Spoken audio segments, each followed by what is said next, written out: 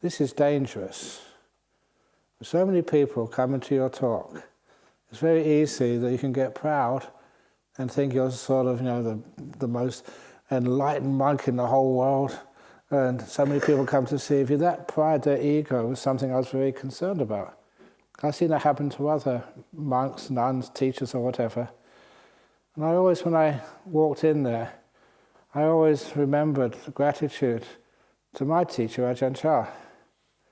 And so much gratitude, I remembered that I'm not giving this talk. Ajahn Chah is. So if it's a good talk, Ajahn Chah gets all the praise. If it's a bad talk, Ajahn Chah gets the blame. And that was actually true. Because that's the teachers, the ones who bring you up, the ones who guide you, they're the ones that you pay gratitude towards. And that was very helpful because it meant when I gave that talk, I was totally relaxed. I didn't care. I did care, but I didn't really worry whether it was going to be a good talk or a bad talk. You just gave it. And when you have that type of attitude, it's amazing. You're not critical. You have gratitude all the time. And it's the same when you have gratitude to all the people. They're uncountable, honestly. Thousands of them who made this place, looked after it, got it to the situation that it's in today. So when you look at each of the bricks here, I don't just look at the clay, the baked clay. Look at all the people who actually got onto those scaffolds and laid those bricks, the people who donated to make it happen, the people who clean them, the people who keep everything just working okay. It's a lot of work with the retreat center. And somebody once said to me, they said, this is like a hotel. They said, you treat it like a hotel. And I said, no, that doesn't sound right. Hotels are not personal. So this is the BSWA's retreat center. So we could I've been to other retreat centers and checked them out. You know how much they charge just to stay one night? Well, I don't know either. I was relying on you. Spirit Rock, how much? $130 a night. That's US as well? Yeah. $130. And is that with your own ensuite? Yes. And that with jokes as well? No extra charge?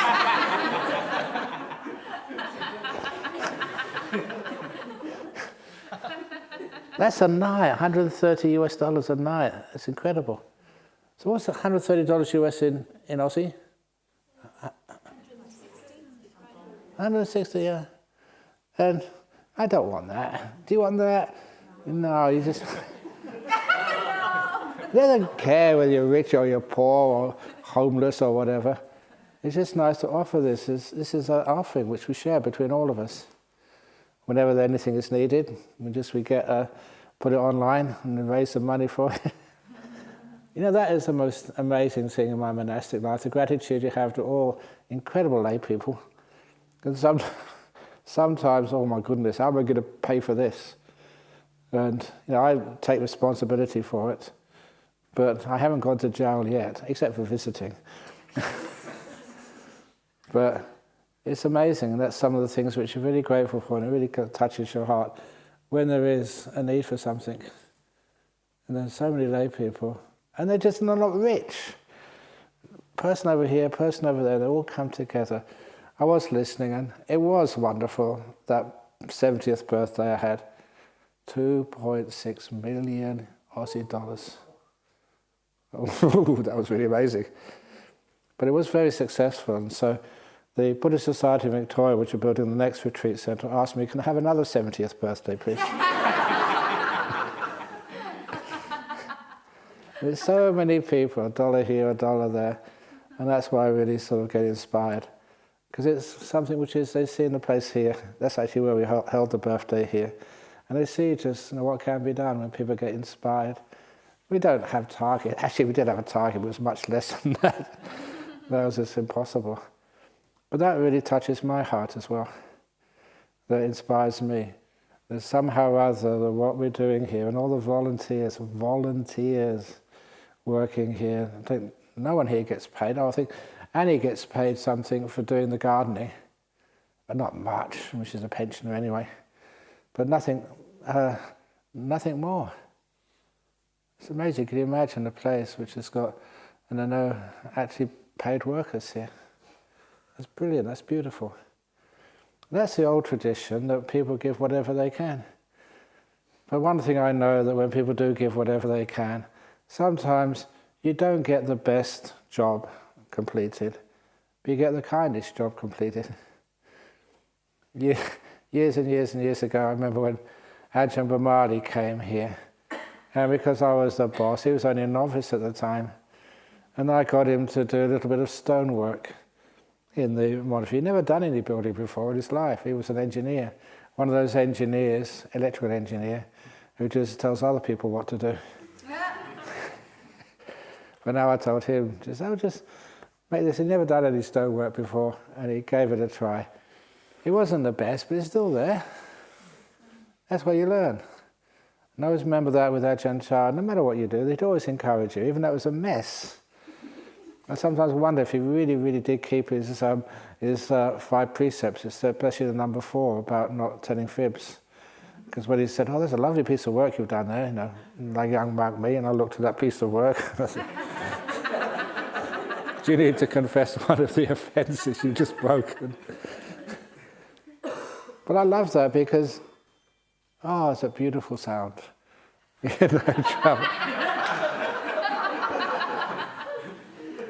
Before anyone complains, have any of you never had your mobile phone go off during a talk? Never happened to you. I can put my hand up, it's never happened to me. Of course it happens, so that's a nice thing. Life is meant to be perfect, but life, when it goes wrong, that's actually when we learn. And that's part of what we learn in a retreat like this. When your meditation doesn't go well, you don't sleep at night, you get really fed up. What do you learn? You learn to say, everything will change. It won't last. It'll usually get worse. And when I say things like that, people laugh. I don't know why, because it's true. But it's a journey, it's just so much fun and happiness, and you learn so much. And often people, they keep on asking, what do we do when we get home? What are you talking about? This is your home.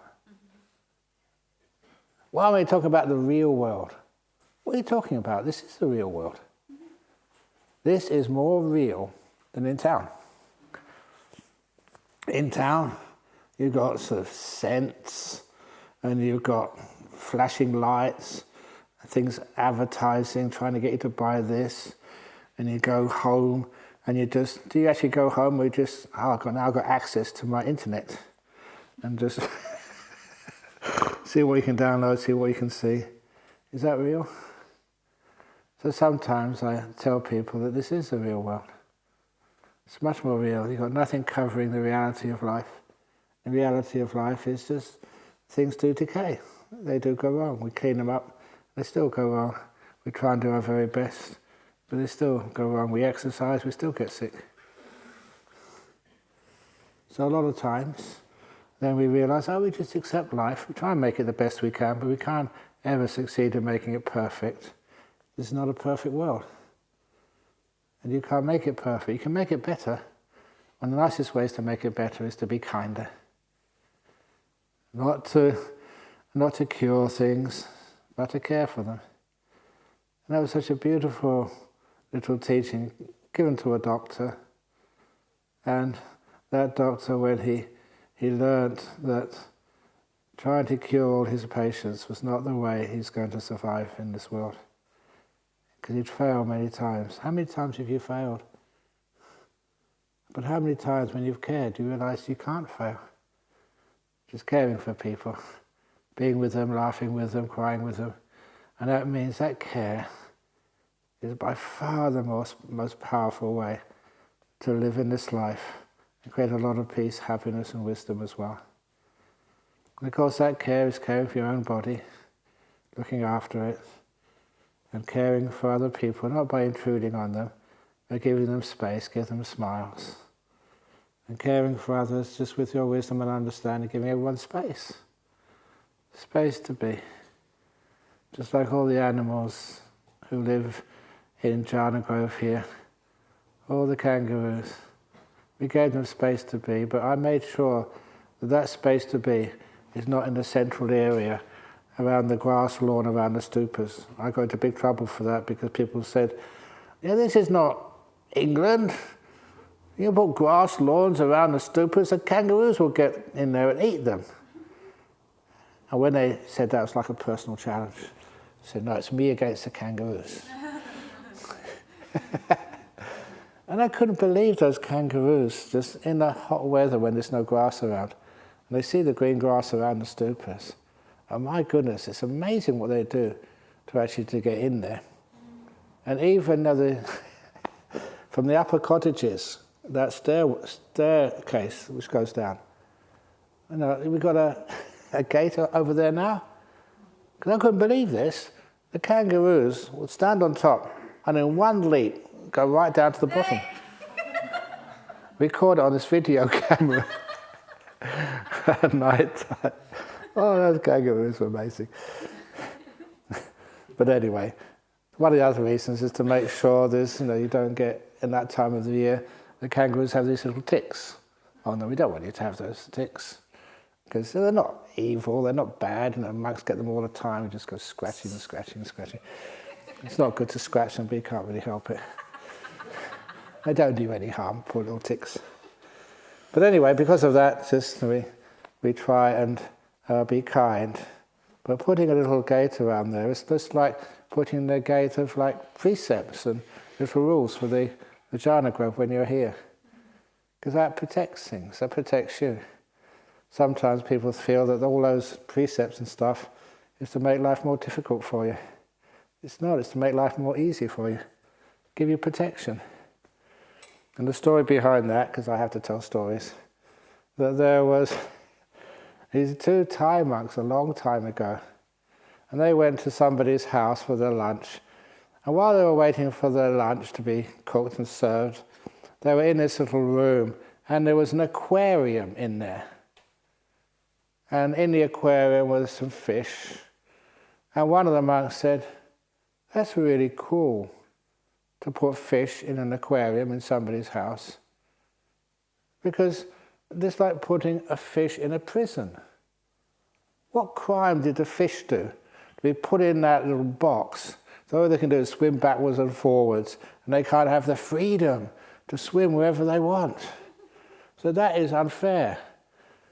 And the senior monk said, you don't understand.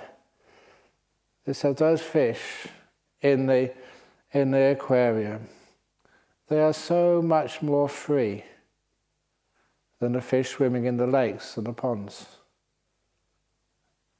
Especially in Thailand. Because the reason is, if a fish is in a lake or a pond, a river in Thailand, there's a great danger. The danger of fishermen. And that danger of fishermen, every time they see a nice little worm, their lunch come along. They don't know whether that worm is safe or not because they've seen many of their friends, these fish in the lakes and the dams, many of their friends, they saw them taking a nice juicy worm and then whoop, and they go out of their life forever, never see them again. Now imagine if you were that fish. You see many of your friends disappear. You don't know what you're going to eat next. Imagine you were at the dining room up there and suddenly you had a nice little sort of noodle or something and you're about to put it in your mouth, whoop, right through the ceiling and you don't know where you got it. That would make you actually paranoid. That would make you just so anxious that you couldn't enjoy your food. You'd have anxiety complex every time. And you'd be so scared, it looks really nice, but can I take it? Should I not take it? If you think you have anxiety already, you don't know what a fish is like. They're very anxious. But have you ever seen a fisherman drop a line into somebody's aquarium?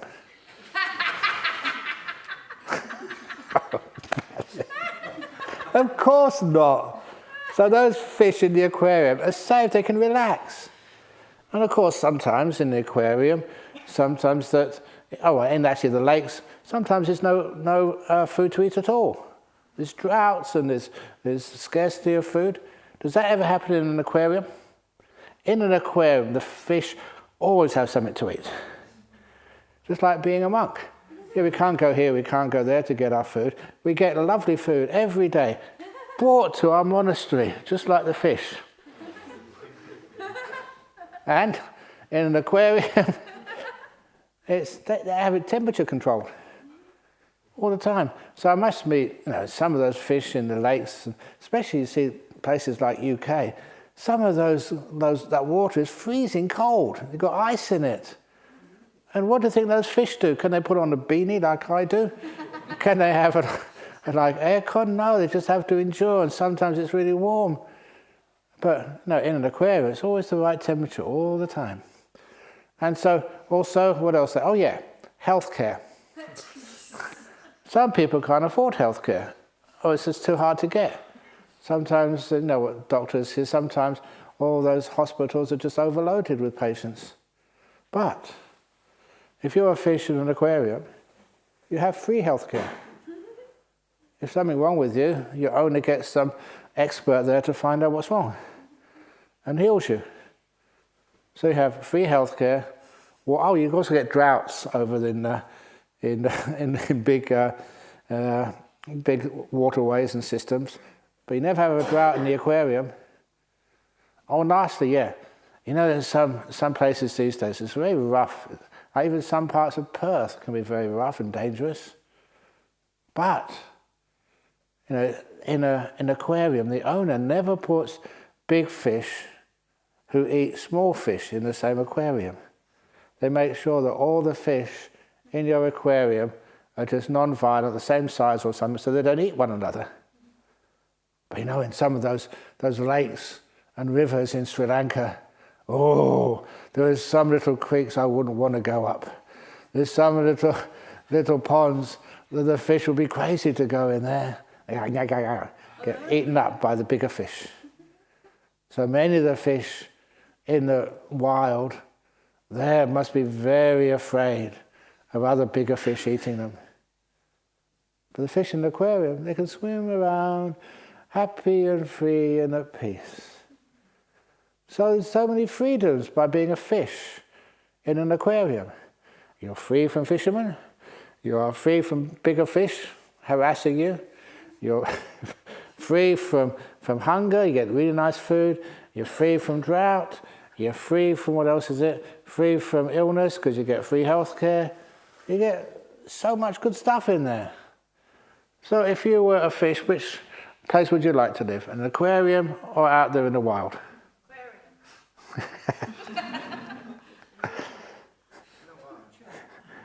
But if it's in an aquarium, that's like living in the 5 precepts. You're safe from many dangers. You don't have to worry about so much. And people say, well, you can't go to the pub, you can't go here, you can't go there, you can't do this, you can't do that, oh crikey. But you're free from so many dangers, that's why we have precepts. So that monk who said that was really smart. Yeah, that's good. Living in an aquarium where you're protected, you lose a lot of freedoms. But the biggest freedom which you gain is the freedom from danger, which causes so much worry and concern and anxiety. That's why we have places like this. We don't force people to keep their precepts. Here are the precepts. Value them, enjoy them. The same way you don't force your mind to be free from desires. It's crazy. I mean, that's what life is all about, desires. It's true, but peace is all about the freedom from desires. The calmness, the stillness. And you notice that when you have a retreat center, we always try and make it in the middle of a beautiful part of nature. We don't want to change that nature. Even though in that nature there's lots of flies, there's bugs, all sorts of snakes and stuff. But that's part of life. We want to actually live at peace with life rather than controlling life and making it too sort of safe. So we look at this place, we don't want to change it, we just enjoy it and appreciate it. The same way when you meditate, all sorts of bugs and dangerous animals lurking in your mind, ready to pounce on you and eat away your happiness, whatever. But those animals in your mind, we learn to make peace with them. You find when you make peace with them, the animals never harm you. So weird, but so true. Oh, over here people are scared of snakes. We used to see so many more snakes in Thailand in those jungles. And those snakes, they do stupid things sometimes. I remember this time I was doing the chanting of the Patimokkha. And I was doing the chanting, and one of the monks who was sitting in front of me, all had to come together to listen to the Patimokkha chant, he had his hands up like this, and then I noticed another head appear on his back. A snake. And I stopped chanting. It was one of those ridiculous moments. Again, it'd be wonderful if you could have it filmed or something. And the monk could see it from the corner of his eye, because I stopped chanting. I could see the snake in him perfectly. And so he saw it out of the corner of his eye, so he turned to see the snake, and the snake turned to see him. They were eyeballing one another.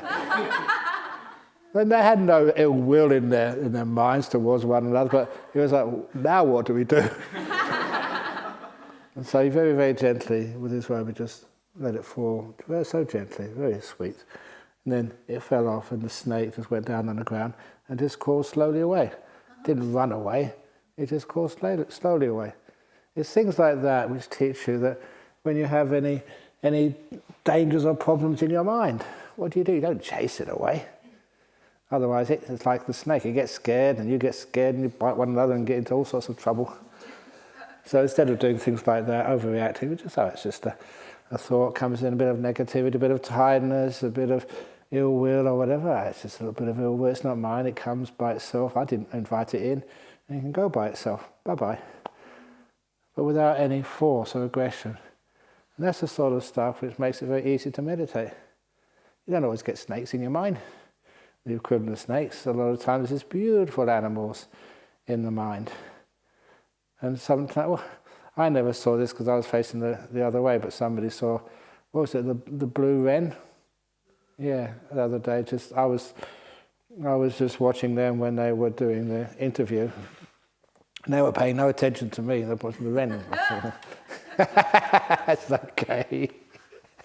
It's beautiful. So what does that teach you? It teaches whatever's really beautiful, it just grabs your attention. If you get beautiful states of mind, like nimittas, so what should I do now? You can't stop just watching it because it draws you in, because it's gorgeous. And you just notice so much more beauty when you're peaceful. And that's why you have a much more wonderful time. So little by little, we learn how to be peaceful. We learn how to have gratitude, and how just in a place like this, that you're not here to control anything. You're here to enjoy this moment. See what happens when you do let go. No control. And gratitude is part of that. It's not perfect, but thank you so much. Thank you for all of the laughter you gave to my jokes. That was really a great sacrifice of yours, because I know that many of those jokes weren't funny. But you laughed anyway, so thank you. And all the other peace and good fun we have. It is a little community over here, it always is. And so, those people you've been sharing your cottages with, yeah, they may have done some wrong things, but you've done some wrong things as well. And it's easy to see other people's wrong things at first, but then you say, oh yeah, I'm just as bad. And you're not as bad, you're just as usual. And little by little we have some friendships, some good friendships, a kalyana mitta, which is important. So all the people you've got to know here, keep in touch if you can.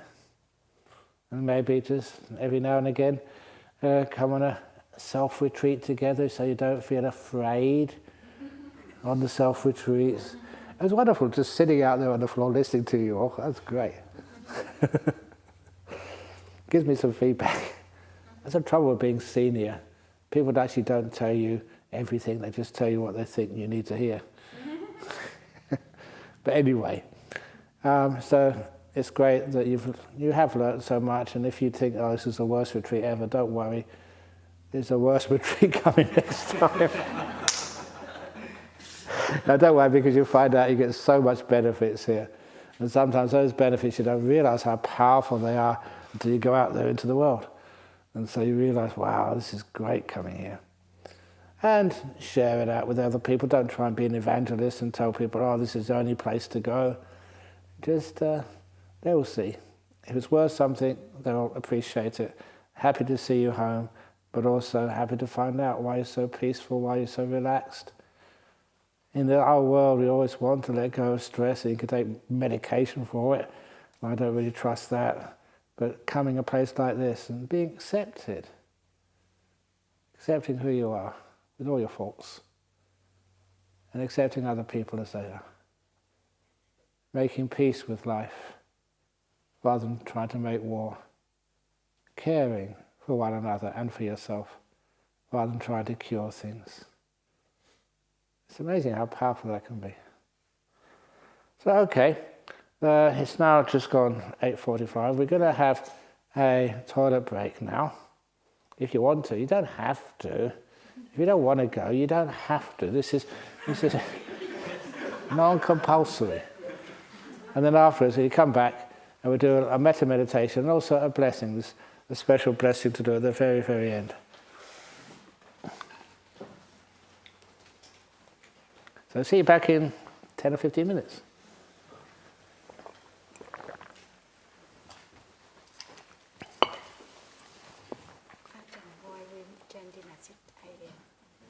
Why are we chanting at 6 a.m.? 6 a.m. Oh, it's very powerful.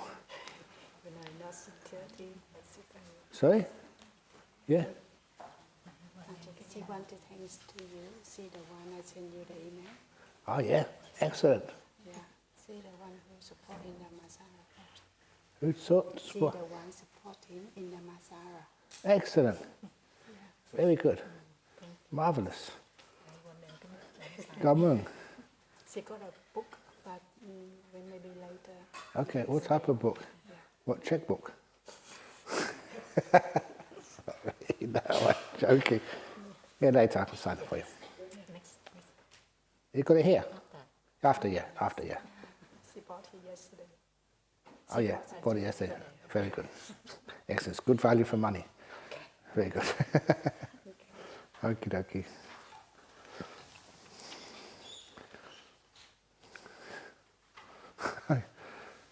Was your teddy bear mooning me?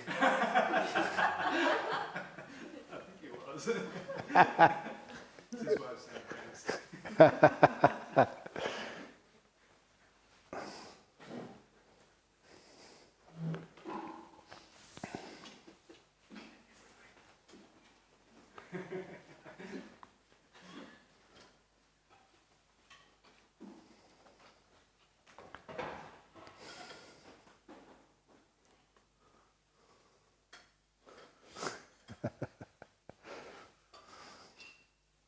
What I'm thinking is, if we are chanting at 6:30 and after that we go for breakfast, but then we chanting at 6 o'clock, we stop when we meditation earlier, and then we meditation again after 6 o'clock. That's what I was thinking. Why don't we meditation about 6:30, something like that? I don't know, but you know what happens, that when we have a new idea, then we have a vote on it, so everybody's happy, and then usually just suggest it. Even the chanting, I'm not really a chanting monk, I must admit. That sometimes I think, we do too much chanting, even the little we do. But other people like it, it's a nice way to start the day. And it is true also, because I'm 70 now, so old people can't chant that well. But then the chanting is very useful. It has this great benefit. It's so out of tune sometimes that it scares away all the bad spirits. You ever wondered why Buddhist chanting can scare away bad spirits? It's because it's terrible to listen to. So the bad spirits can't stand it and they run away. That's my theory anyway. Actually, the chanting isn't that bad. I used to chant, sing in a choir, a big choir. in London. Do you believe that? It's true. It was in the football stadiums, at the football matches.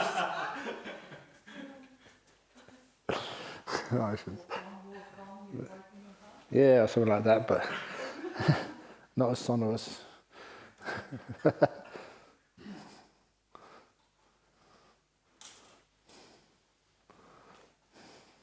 No, my favourite one, it's a bit of a naughty one, but here it comes.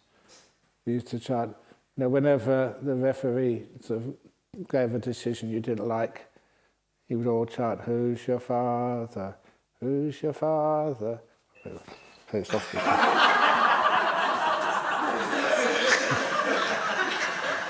Who's your father, referee? You ain't got one, you're... I'm not going to go further, but that's what I remember we used to chant. I was just funny games for young men. Anyway, it was good fun. I always remember those sorts of stuff. Does it say any comparisons of things people say to people these days? Yeah, I know, but that's why, because I was very, very well brought up. So these days I'm very sensitive. I'm a very sensitive monk. So I don't say too many bad things. No. That's another thing. You appreciate people's goodwill and happiness, and the ability to tell jokes, ability to laugh at yourself as you laugh at others, and you laugh at life. It makes life much easier to be in.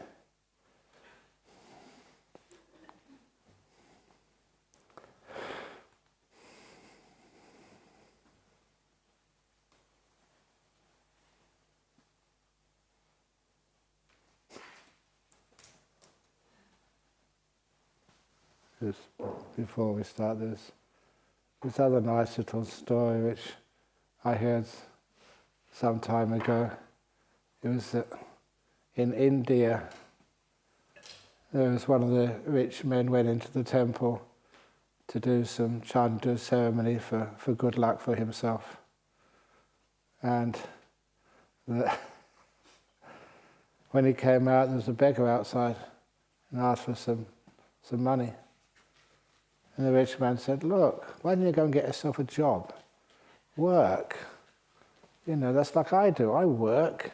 I don't sit outside places and beg money from people. I'm not a beggar." And the poor man outside said, "What are you talking about? You are a beggar." He said, "Me a beggar? Yeah, you've just been inside the temple begging your God for money for your business. I'm outside, I beg you." And so a lot of times, how many of you are beggars? Sometimes you just bow to the Buddha or something and ask for favours, or ask, give some food to the nuns and ask for lottery numbers. Same thing, isn't it, really? Ajahn, if we pray for the hell, is a beggar? Of course, you're still begging. Instead of praying for health, go do some exercise. Eat some good food. Instead of praying. Doesn't that make much more sense? Listening to your jokes also. Yeah, listening to jokes. So I don't know, that makes people depressed sometimes. They come in every retreat, or how many times do I have to listen to this? Here it comes again.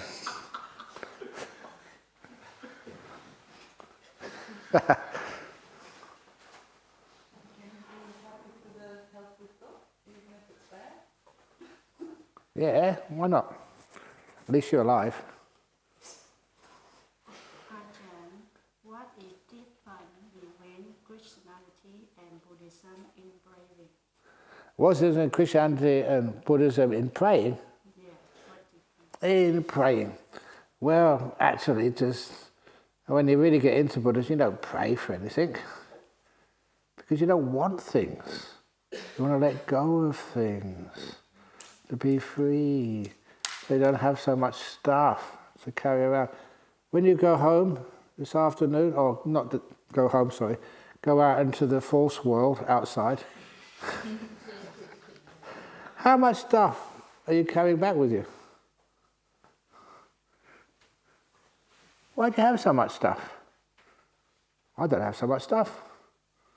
So when I go home, it's on the other side of the road, you don't see me carrying many suitcases and baggage in your back of your car. That's one of the reasons I always say, look at the birds in the sky.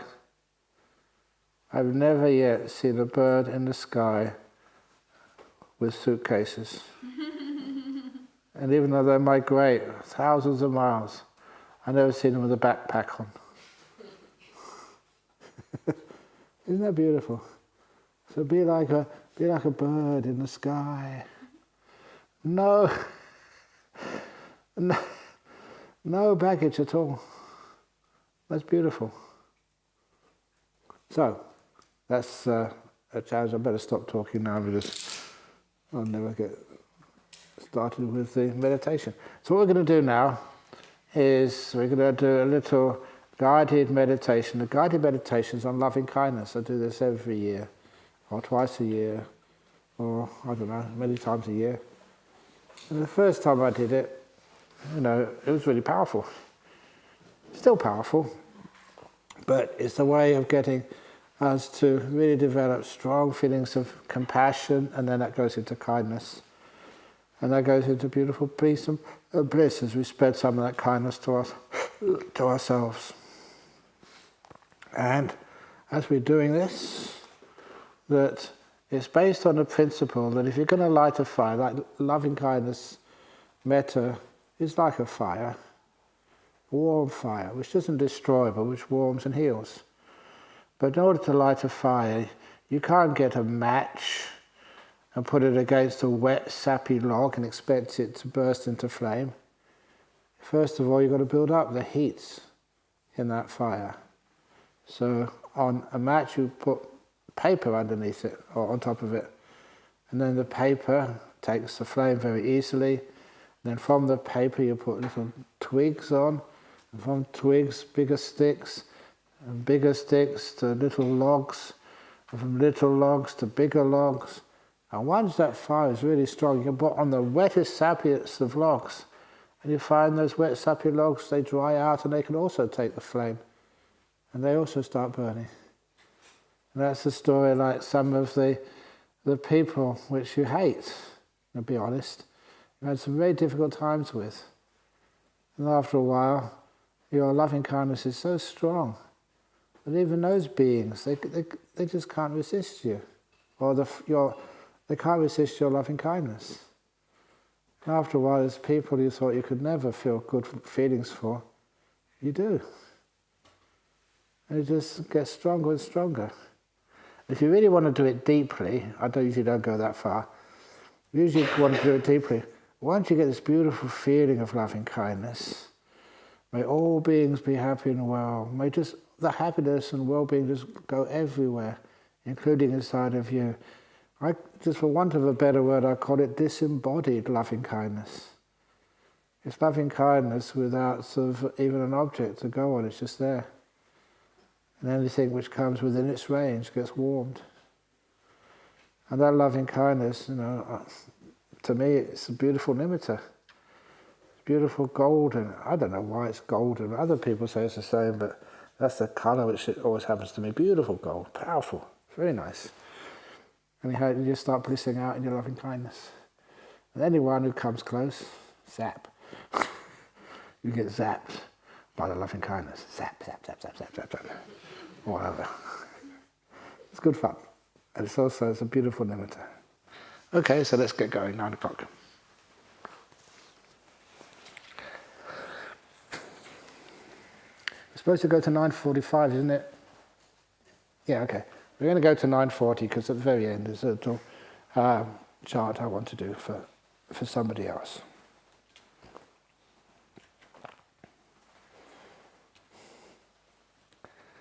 So we're sitting here. And just like every meditation, when you close your eyes, please make sure that your body is comfortable.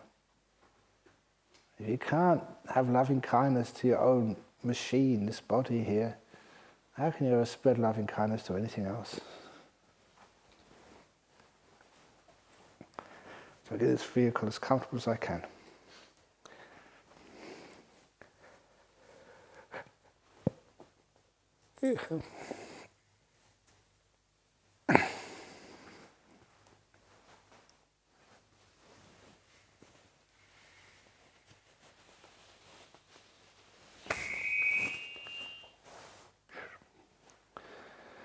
So just getting your body comfy. Mine is still not comfy. I'll spend a few more seconds with it. Alright, that's better.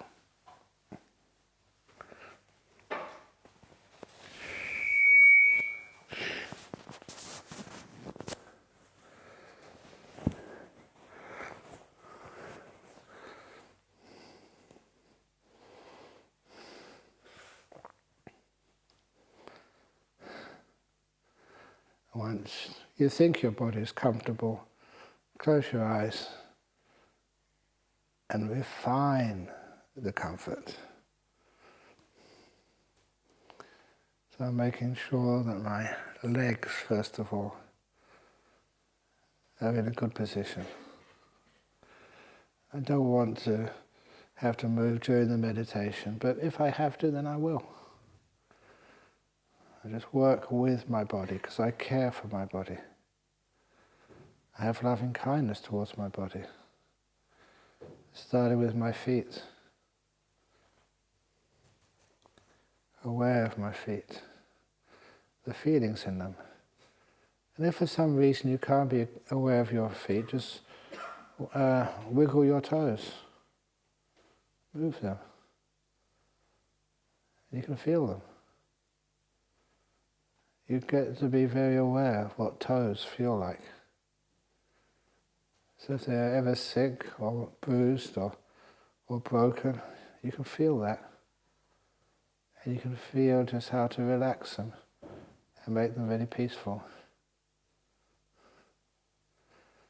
I feel the rest of my foot.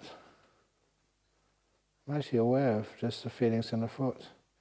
Just like that simile this morning of watching the screen of those in-flight safety videos on aircraft. You tend to zoom in onto that area which you're focusing on. So I'm zooming into my feet now. So I'm aware of those feet. And hardly anything else.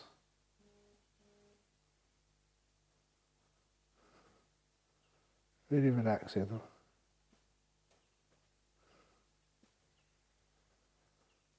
And I move up my feet to my ankles, making sure that they too are at ease.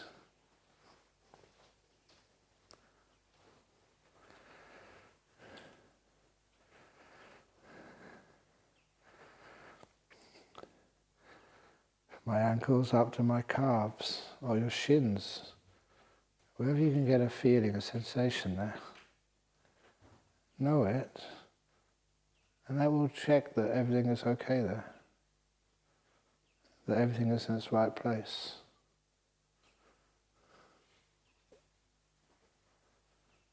And from the shins you go up to your knees. How do your knees feel? If there's any ache or pain, maybe move the legs and lessen the tension which is in your knees.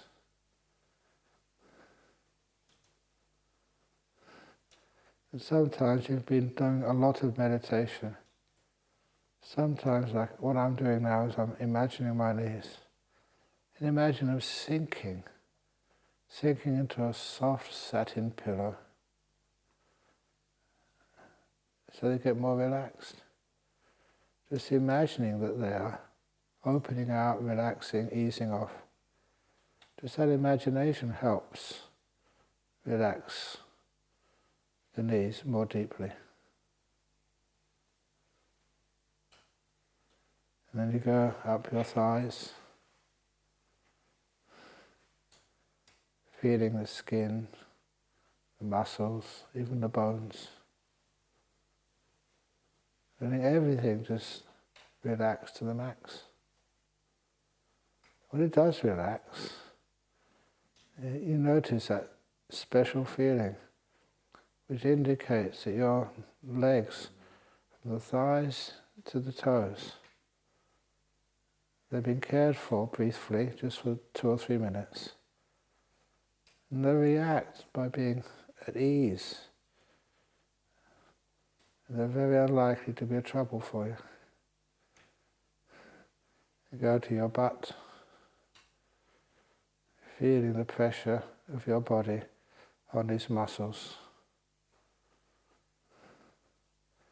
And I make sure, because I wear robes, sometimes those robes, a fold of the robes cuts into the flesh. I make sure that my robes are smooth under my butt. It lessens a lot of minor irritation, which is so easy to fix. And after relaxing everything in my butt, I go to my waist. How does your waist feel? And sometimes, it's reasonably comfortable, but you try moving it this way, then moving it that way, just to make sure that you know what really is the most comfortable position for you to begin with. And then once my waist is comfortable, it's not perfectly comfortable. See, I've got my belt on a bit too tight. Look at this in it. Then you go up your back. As I go up my back, I feel I need to stretch it. Good stretch. That's better. When you're mindfully relaxing your body, you soon become very skilled at knowing what to do and how to do it to make your body more comfortable. So you have less stress inside your body.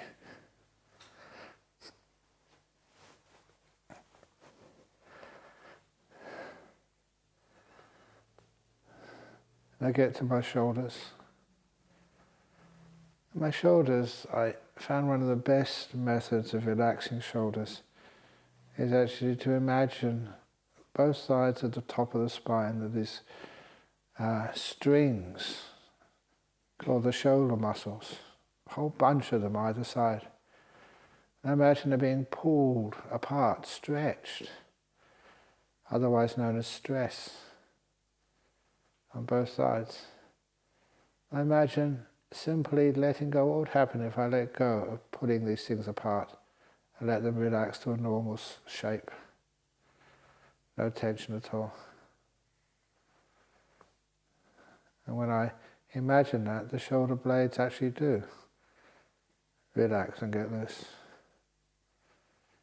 And that will always mean that I have a comfortable meditation. But I also imagine, I remember the front of the body as well, or rather the torso with all the organs and stuff inside. And when I sort of scan through that, if there's any part of my intestines, colon, or whatever, if I feel there's a bit of tightness and tension there, which there is because I had my breakfast a short time ago, and I can feel a bit of pressure down there, I'm just kind to it. It's like, sometimes I do this really, but often I just imagine like stroking those intestines. Just like you would stroke a cat or a dog, kindly. Because when I give my body kindness, it always relaxes and becomes more peaceful. So that's what I'm doing to my intestines. You go up to your stomach. That feels in pretty good shape. There's your lungs, your heart, kidneys and whatever. If you find any place which is hurting or tight, under stress, just go to that area of the body, zoom in, give this wonderful kindness so everything tends to expand. as it expands, the pain, the ache, the tightness gets less. You start to feel better.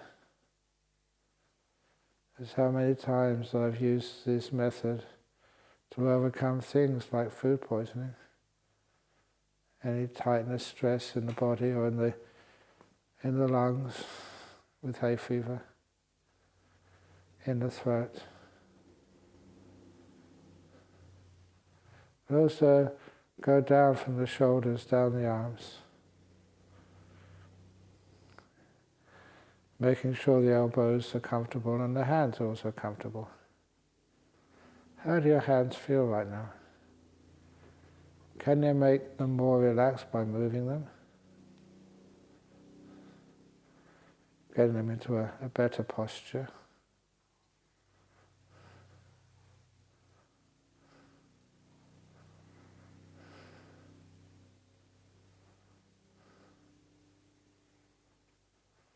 Once my hands and arms are comfortable, my body is comfortable. It's incredible, from the neck down I've relaxed all these parts of my body. And I feel really at ease. But then from the throat I go to my face, noticing that your face displays your emotions. So what is it like around your eyes now? Those muscles screwed tight. What's it like around the mouth or around the forehead? What do you need to do to relax those muscles? So the forehead is loose. Muscles around the eyes are also loose. They're not screwed down tight. And around the mouth, that is also free of tension. And if you can, see if you can imagine smiling. A little smile makes the meditation easier. And then you've relaxed your whole body, from toes to the top of the head. But now you feel it as just one thing, like all united together. When I do this, it's like you've just been in a bathtub, or you've had a full massage, a good one, or you just relax so much you can hardly feel an ache or pain in your body at all.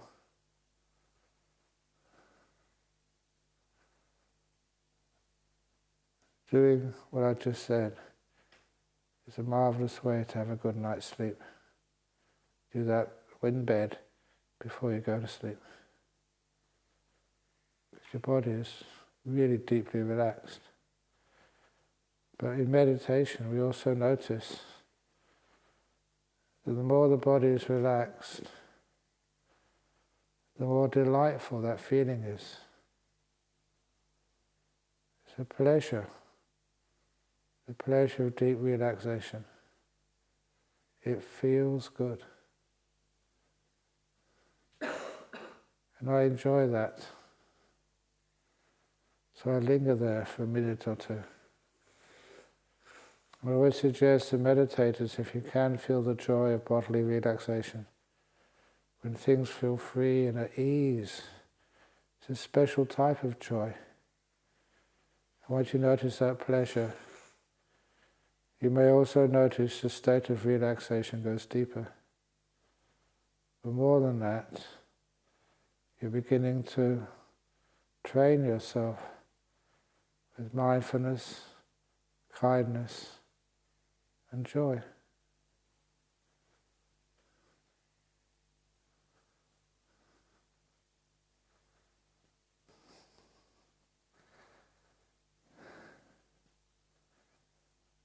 Now we go inside. How peaceful are you? What makes you more peaceful? See, just to develop some quietness, stillness, just in this moment.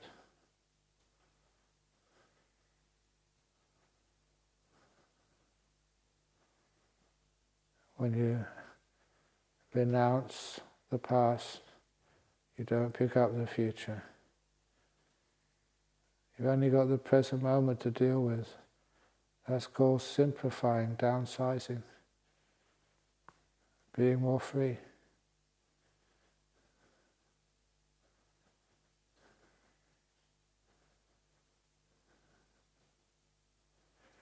Now to get into the loving kindness, I do some visualizations of compassion first of all.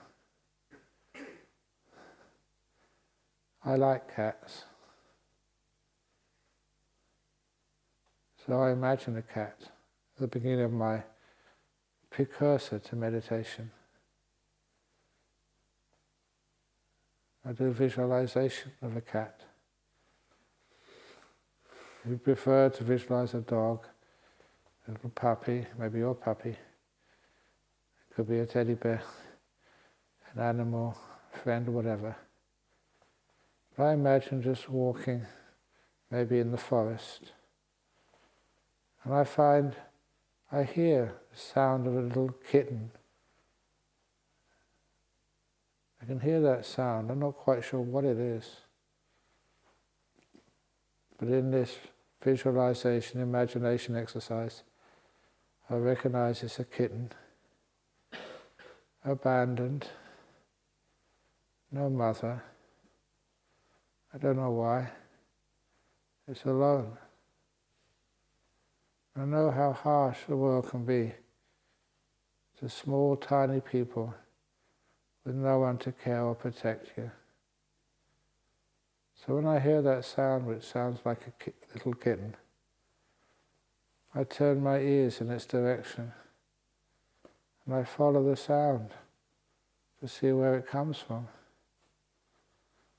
And eventually I see in a dark corner of some old building, in a dark corner, I can see these two eyes looking at me. They're kitten eyes. I can see the fear and the pain in this little being's eyes. I can recognize it. That poor little being is terrified, but also hopeful. This big being in a brown robe and bald head has found it. This being can be kind to her, can look after her, protect her. She needs that protection and kindness so much. She must be hurting, not just physically, but emotionally, being alone, not knowing who to trust. So as I see its eyes, I start shouting verses of kindness towards that little being. Dear being, the door of my heart is open to you. I will never harm you. Please give me the opportunity to care for you, look after you, nurture you. And as I do this, I don't just say the words, I feel them. I focus my mind on them.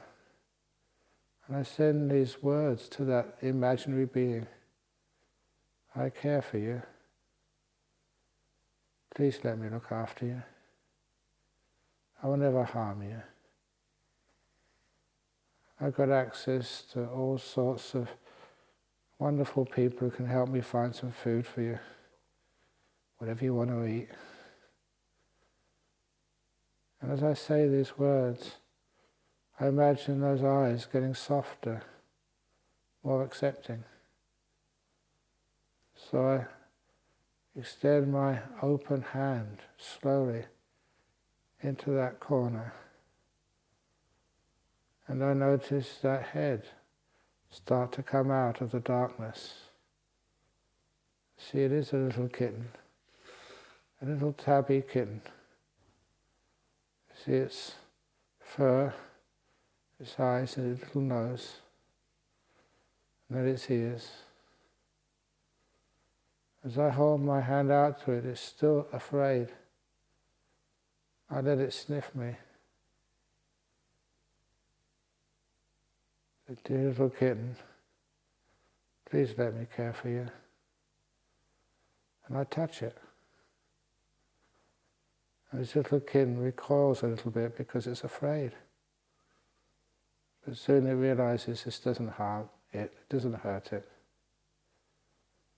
And little by little my hand gets closer to it. Until it comes out from the darkness, it's building up trust towards me. And as it comes out from the darkness, I see that kittens' furs are usually really clean.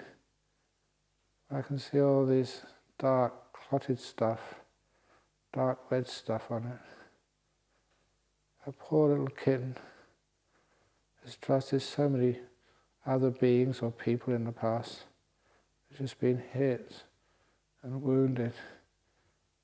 There's dried blood on its fur. I feel so much compassion. I put my hand underneath it very, very softly and pick it up. It trusts me because it has to. As I very slowly bring it towards me, to my chest, that's where my heart is. I bring it closer towards me and I warm it with my warmth. I hold it so gently because it must be so tender. And I stroke it very, very softly. And it closes its eyes. It trusts me that much now. Dear little kitten, I will feed you. I will protect you, keep you warm, make sure those wounds heal. Make sure that tiny, tiny little body is fattened up. Making sure that you can face this world. This world is dangerous, but there's also a lot of fun in it as well. To see you play around like every other little kitten. To enjoy your life. And to know the power of love. Dear little kitten, the door of my heart is fully open to you. I don't ask anything of you, except for the privilege to care for you. I notice this little kitten in my arms is purring now. I don't know if that means it's asleep or awake, but I know it's probably more relaxed than it's ever been in its short life so far. And I imagine, because it's next to my heart, I imagine my heart in my chest starting to radiate out this warmth of loving kindness towards this little being on my chest. I vowed to look after it, and my goodness, I will. I will spoil it, this little kitten. And I warm it with my loving kindness. And I can actually feel the energy of my heart. I can really feel it now.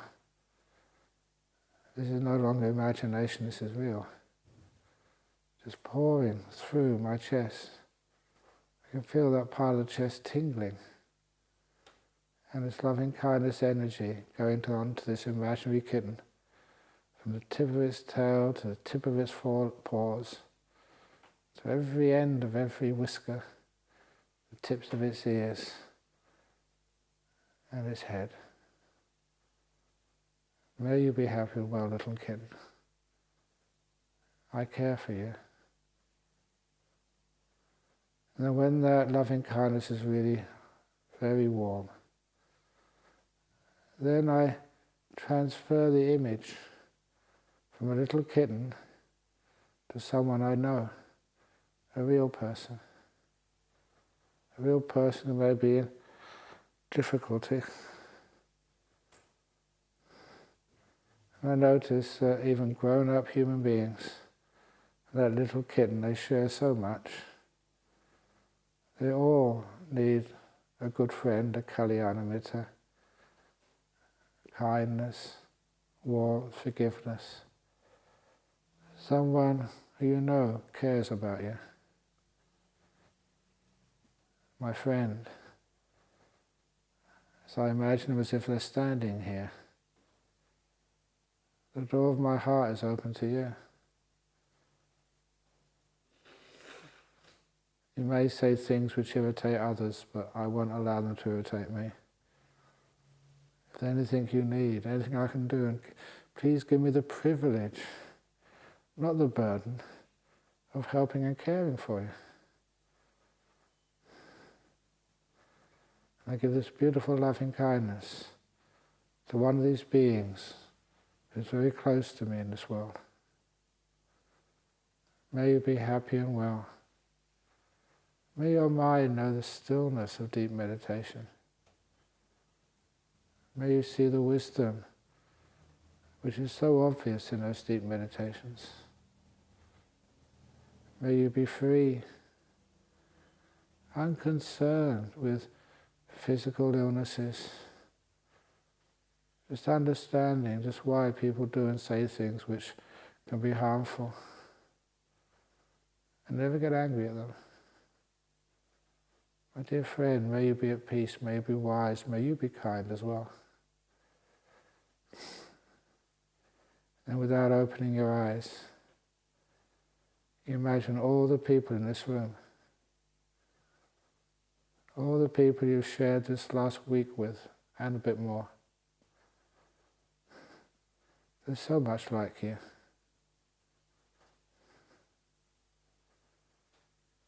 And they need kindness. Sometimes we all feel afraid and we shrink back into some so-called safe corner of the world. We need each other. So these are good people here. My dear friends, fellow meditators, may you really be happy and well. I really hope that you've had some wonderful meditation and your illnesses, sicknesses get lessened. Ill will gets overcome by wisdom. Little by little, may you be free. So at peace, so happy, you don't need any desire fulfilled at all. And you can imagine just invisible arms coming out from your side and going around everybody in this room and hugging them, bringing them in, never forcing them out. May all beings in this room feel my kindness. You send it to them, they send it to you, we share it all together. All beings in this room, this wonderful loving kindness is Metta. I care for you. May you be at peace and free. May you have the very, very best in your life. It's my privilege to be able to give you even a small amount. Please let me give you that small amount.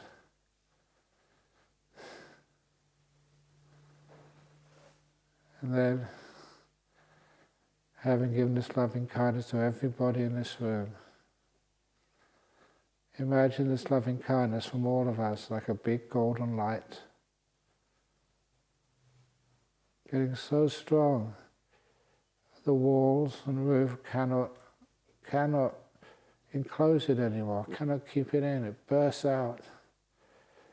It's this beautiful feeling, energy, light of loving kindness goes out from this building to all the other beings here in Jhana Grove.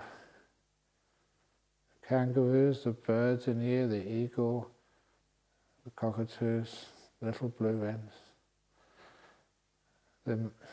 the ants and the other things which crawl on the ground. May all beings in this compound be happy and well. We share this place with you freely, openly. May you have joy and peace. May you feel safe with us human beings, meditators in your midst. May you realize we'll never harm you or hurt you. We're here to care. As this loving kindness goes even further, it goes further up the road to Carnet Prison Farm, to all of the inmates as well as those who are looking after them and caring for them, working there. May all beings there realize you're much, much more than the crime for which we're put in that jail. You're human beings. There's so much goodness and kindness inside of you. We send you our kindness so you can recognize your own power. May all beings at Carnet Prison Farm be at peace and happy. May all beings, as you go westward in Bodhinyana Monastery, all you monks, anagarikas, novices, visitors, all you animals there, the possums and echidnas and kangaroos and birds. I know you.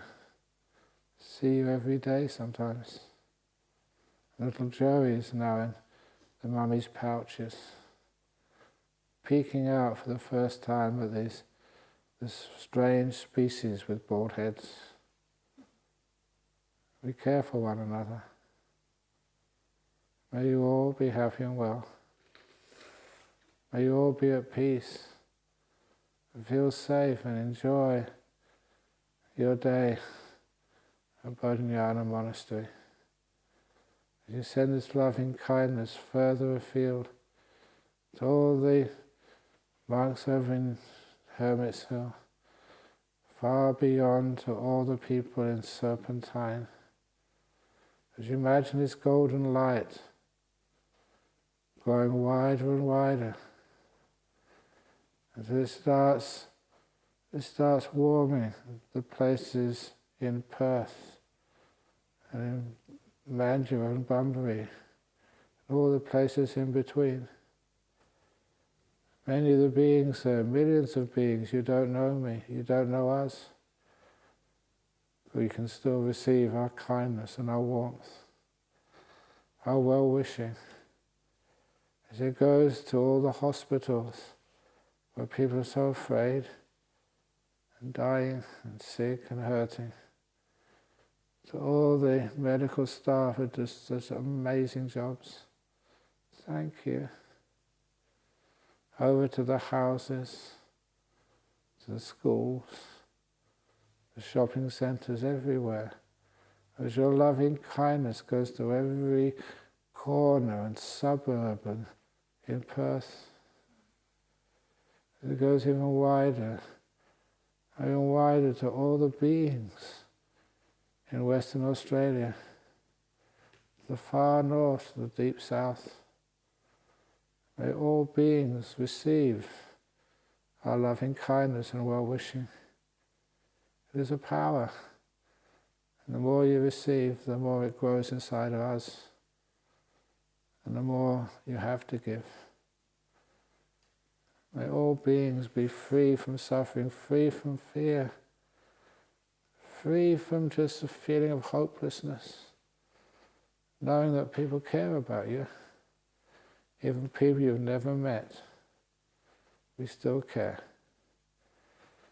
And by spreading loving kindness over the whole of Western Australia, you have spread it to many of the people you live with, you love, your family, your friends, your work colleagues. May you all be well and happy. Not distinguishing between someone who's very close to you and someone who's just not even known to you. May you all be at peace and healthy, and feel in this moment the joy which we're sending to you. And then you expand that loving kindness way beyond the territorial limits of Western Australia, South Australia, Central Australia, actually there's no Central Australia, but Northern Territory, over to the east coast of Queensland. You've got family over there, and New South Wales and Victoria and Tassie, over to New Zealand. Because once you get this loving kindness strong and imagine it like a big golden light, it travels everywhere. You can't stop it. It goes way beyond Australia, south to Antarctica, north to Indonesia, Malaysia, Singapore, Thailand, over to Burma and India, over north to China, to Hong Kong, Korea, Japan, Russia, over to Europe, to Africa, to south, so to the Middle East. Can't be stopped. As it goes out through the whole world, connecting like a golden warm blanket, healing even environmental disasters, warming people's hearts, realizing that what we need most of all is kindness and peace and safety. May the whole world be happy and well. The whole world be free from suffering. Never think this can't be achieved. The more you give, the more you see it happening. And just linger there for a while with this feeling, emotion, force of loving kindness over the whole world without distinction.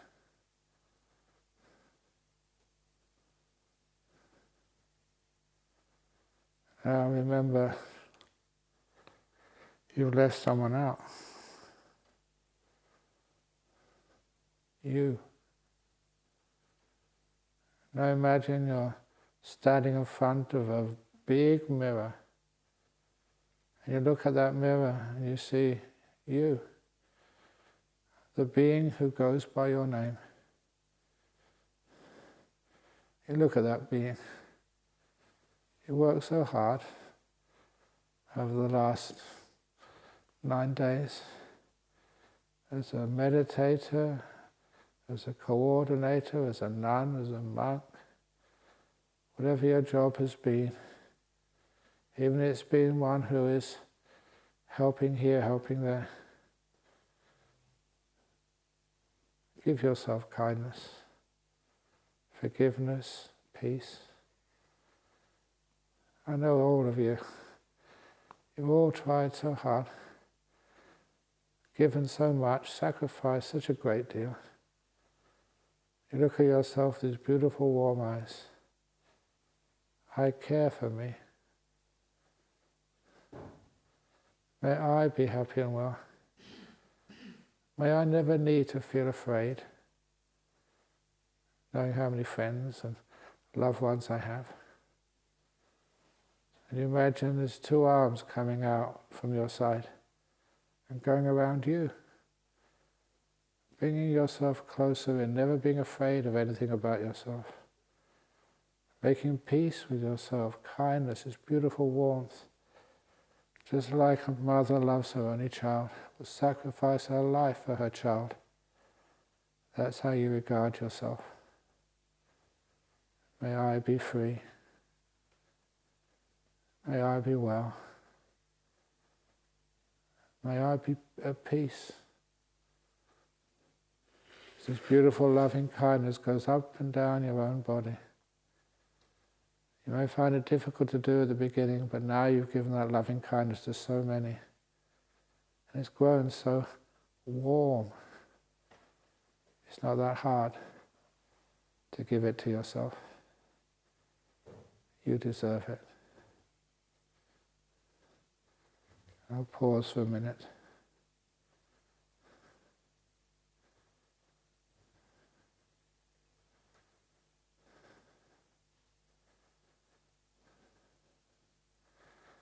Now it's coming close to the end of this meditation. So imagine all that beautiful golden light of loving kindness which you've enveloped the whole world. Imagine bringing that light in, allowing it to come back inside of you, but keeping the warmth out there, the light of loving kindness. Imagine it coming back into Australia, coming back into Perth, into Serpentine, as it contracts and comes inwards. Imagine it coming into this hall at Jhana. Imagine it coming into your body, into your heart, until it's like an intense ball of concentrated golden light, powerful, but small. And imagine it hovering over your heart, which you now imagine, visualize like a white, pure lotus, fully open. Loving kindness, a ball of intense power, hovers over that open white lotus. And the lotus leaves close over it gently, purely, to protect that for another time.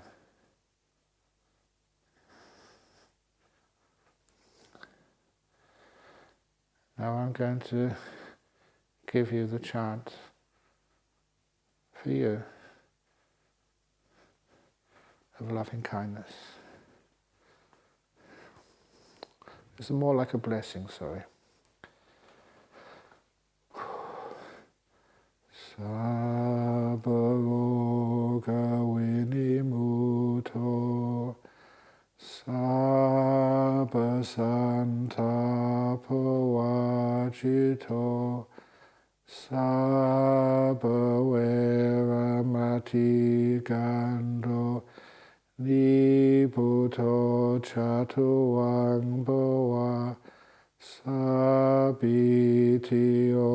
vivachantu, sabba rogo vinasatu mate, bhavanvantarayo sukhi dikayugo bhava apiva danhasilitsa nichang uttapachalino chataro dhamma vatanti ayuvano sukhang palang. Sadhu, sadhu, sadhu. Okay. Whew. Now, please stay put for just another 5 minutes, if you will. Because for those of you who don't know, there was some news yesterday, and I think interesting to see how many people do know. I've been trying to keep it quiet, simply because I don't want it to disrupt the retreat. But one of our first bhikkhunis here, Ajahn Brahm, she has been sick for many years, and she actually passed away yesterday in the afternoon. So we've tried to keep it a secret. How many of you knew? Okay, sorry? Oh, really? I didn't know that. I don't look on the board. Yeah. Anyway, so she passed away. She was our first, one of the first nuns here, and the first bhikkhu, the first person who stayed at Dhammasara. And I must admit, that first year, she really did it tough. She made me look like a teddy bear, how tough she was. And it was amazing to know the sacrifice she did over all those years. And because she just passed away just yesterday, peacefully, I was told by Ajahn Brahm. And so we're going to be doing something for her, but we're just discussing what to do. But I think something I can do, I can use some of my authority. We're supposed to always go through committees these days. But I was just saying that next Sunday afternoon, if it's okay, for those of you who want to do a little service to remember her, maybe a big service, a small service, just see what happens. Next Sunday afternoon at Nolamara, Leha, 3 p.m, I'm supposed to be given a Sutta class over there, but I think it'd be nice to do a little ceremony for her, as a remembrance ceremony for Ajahn Wayama. Again, this is just really suggestions, but I think I can probably get that through operations manager and committee. What do you reckon? Yeah, okay. So what's happened is a couple of people here are going over to Patachara Hermitage this afternoon, 2:30, isn't it? Yeah, and so please, that's not a demand, and never do demands.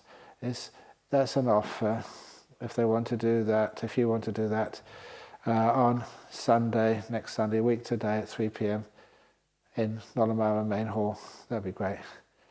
But there may be other things happening as well, so we're just getting things organised. So we'll see what happens. But in the meantime, we'll give a nice little blessing for Ajahn Wayama. And it's usually, the chant we usually do, we did one of these chants on last Friday evening. We knew what was happening at the monastery. We tried to keep it quiet. I think we did pretty okay there. Gave the Loving-Kindness Sutta. We do that in Pali, Karanya Metta. This is for Ajahn Wayama. Karaniya mata kusalena yantang santang padang abhisamecha sako uju chasu huju chasu vacho chasamudu anatimani santu sako chasu baro cha apakicho cha salahukawu tisantindriyo cha nipako cha apagabo kulesu ananugido nacha kudang samachare kinchiyena vinyu pareyo pawadeyo Sukhino wa kemino hontu sabe satabawantu sukhitata ye kechipanabu tatita sawa tawarawa anawasesa digawa ye mahantawa majima rasaka anukatula ditawa ye chadita ye chadure wasanti avidure buddhawasa bhavesiwa Sabe sata bhavantu sukhitata naparo parang nikubeta natima yeta kata chinan kinshibaya rosana pati gasanya nanya manya Sadukha micheya mata yataniya putang ayusa eka puta manurake evam pisa babu desumana sambhavaye aparimanang metancha sabalo kasming manasam bhavaye aparimanang udangado chatiriyancha sa padanga vevang asapata titancha nisinoa sayanoa yavata savigatamido etang sating aditeya brahma metta viharang idamahuditi chanupagama silawa dasanena sampanno kame suvinay yakedang nahija tugabaseya punaretiti. Sadhu, sadhu, sadhu. And I personally got a lot to owe to Ajahn Brahm, and also because I just spent the last 9 days teaching, and giving the Dhamma is one of the highest merits you can give.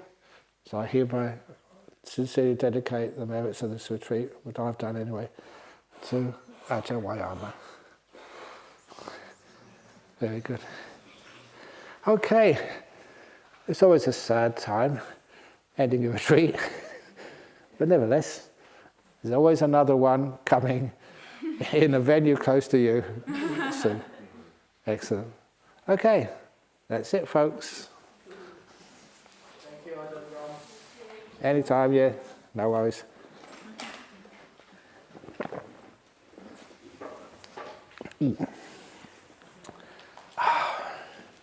Yeah, you can do photographs if you wish.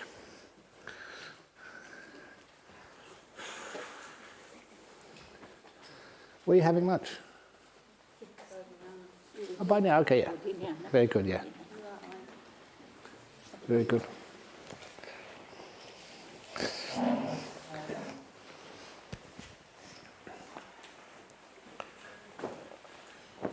Very good.